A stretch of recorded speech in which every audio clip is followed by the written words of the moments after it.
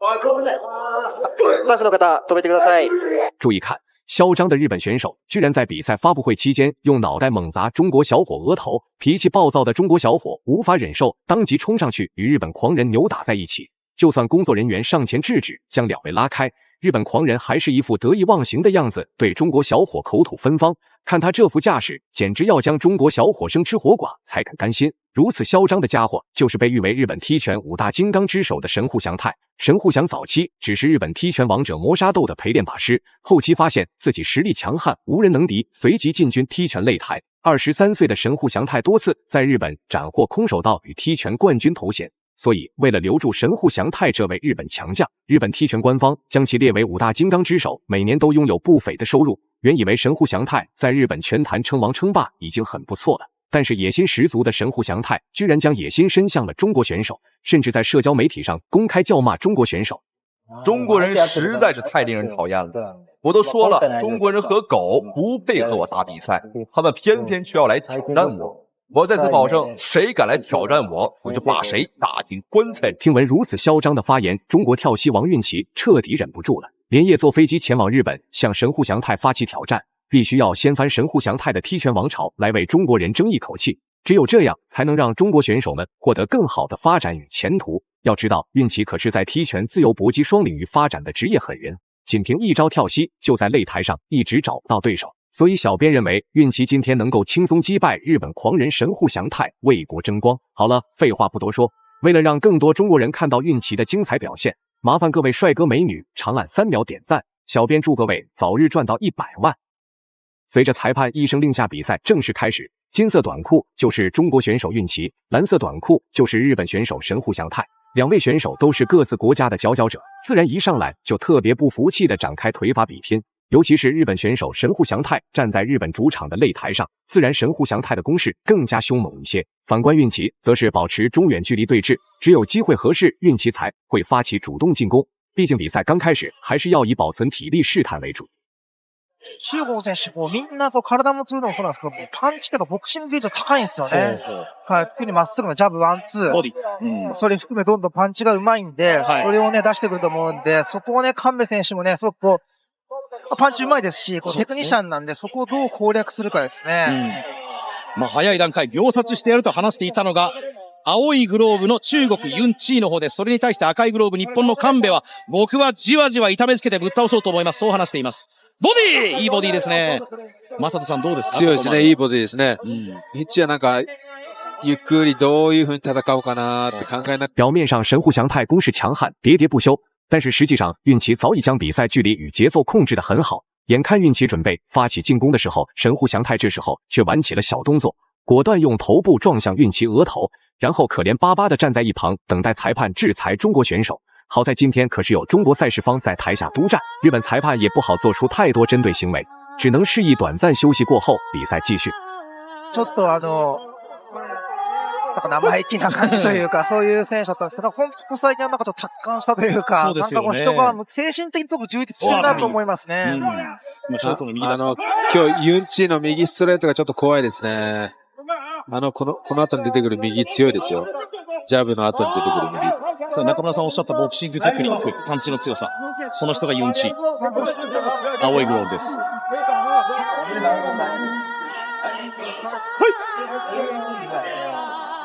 ミドルハイです。赤いグローブが神戸、ボディ。その後の青いグローブの右が怖い。眼看裁判不好干预双方选手比赛，神户祥太索性就发起猛攻，要给运琪点颜色看看。结果双方选手一个照面，运琪只是打出组合拳，就将神户祥太击倒在地。这时候起身之后的神户祥太还在四处张望，怀疑自己今天在哪里。原来定睛一看，自己已经登上了踢拳擂台。当然，接下来就该运琪发起主动进攻，争夺比分。すごい一気に畳みかけるユンチ、効いてます。ちょっと今膝が一瞬落ちた神戸。さあここ踏ん張れるか。ちょっと踏ん張ってほしいな。神戸はあれですよ、ボクシングでちょっと行くのは良くないですね。ちょっと蹴りたいですよ。ダメージあるな。今負けてますか。蹴り足のキャッチですね。そうですね。ここ休みたいですね。でもその後に入った右ストレートでも効いてましたからね。神戸は蹴りたい。うわー、またパンチを襲ってくる。左のフック返した。ユンチーは K1 初参戦は一つ階級上の選手、日本の小宮山を下しています。一つ上の階級でも結果を残しているユンチー。満を持してこの 57.5 キロ初代フェザー級トーナメント参戦。中国より赤いグローブが日本の神戸。このボクシングに付き合わない方がいいというお話。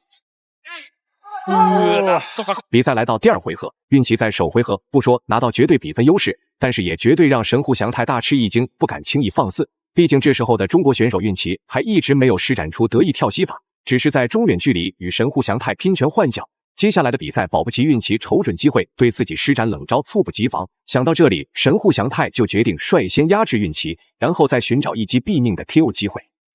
強くなるよっていう感じですよ。その中から生き残っている選手たちなんですね、じゃあ。二段の膝危ない。反応できてますか？まあ今はちょっと見えてたと思うんですけどね。うわ、また怖いですね。また同じカウンターですよ。さっきダウン取ったパンチ。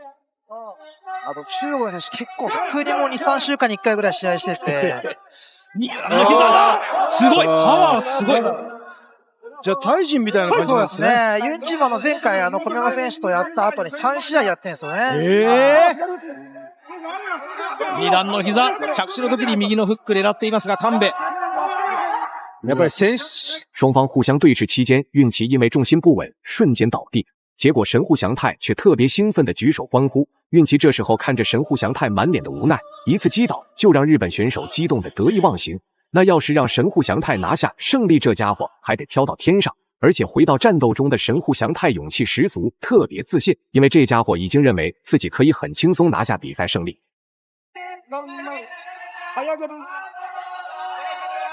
いや、中野さんでも入れないですね。なかなかこうやって。ボディストレート。前蹴り。佐藤さん、もう少し蹴りが欲しいですか？やっぱり。蹴り欲しいし、ボディはちょっと完全に狙われてるんで、いきなりボディはいかない方がいいですね、神戸は。そこで右が待ってるわけですね、相手の。ボディストレート打つときに右、おっと、今掴んでしまいましたね。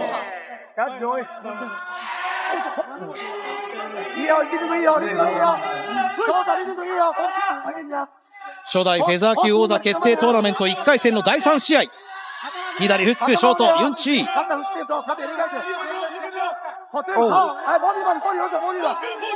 ボディストレート。また怖いですね、中村さん。虽然运奇在拼拳换脚期间多多少少吃了一点亏，但是这并不代表运奇没有继续战斗的能力。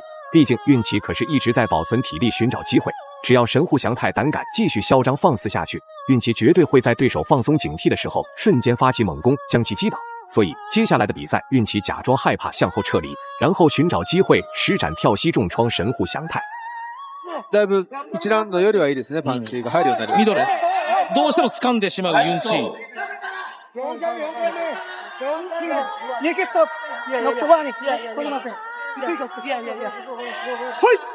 次はもう減点だということですかね。今注意がありました。レフリーから。あと神戸選手は一発じゃなくてこう、やっぱ数当てて効かすタイプなんで、やっぱどんどん当ててリズムで出したいですよね。中村さんやっぱり長いラウンド得意ですよね。はい。後半強いタイプだと思うんで。すごいストレート。効いてる。いやこれはダメージある。効いてる。足が続かない。頭から後頭部から倒れましたね。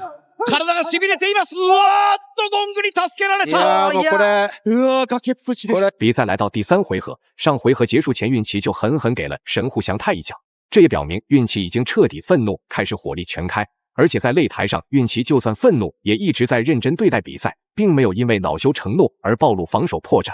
而运奇随即加强的不仅仅是自己的拳法，在腿法上，運奇也不会输给神户祥太。这时候就看双方选手谁先沉不住气，暴露破绽。二段の膝のフェイントから最後はローだ。下も打ってくる。いや、ユンチいろいろできますね。本当この選手強いですよ。やっぱカンペダメージありますね。スピードがだいぶ落ちてますね。そうですか。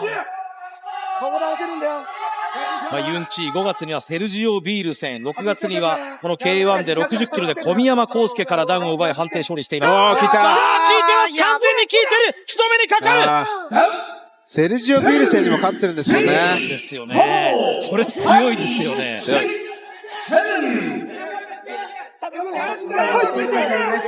あもう絶対に詰め神戸。奇跡の大逆転は起こるのか。うわー、ダメだ。神戸が完全に亀のように丸くなるところを襲いかかってくるユンチ。あ一つ返す。リードのジャンプからボディだ。ボディ効いてる、左ボディ効いてる、膝すごい圧倒的な攻撃。最后公布比赛结果，运旗实至名归，赢下了比赛最终胜利。大家认为运旗本场比赛表现如何呢？欢迎在评论区留言讨论，我们下期再见。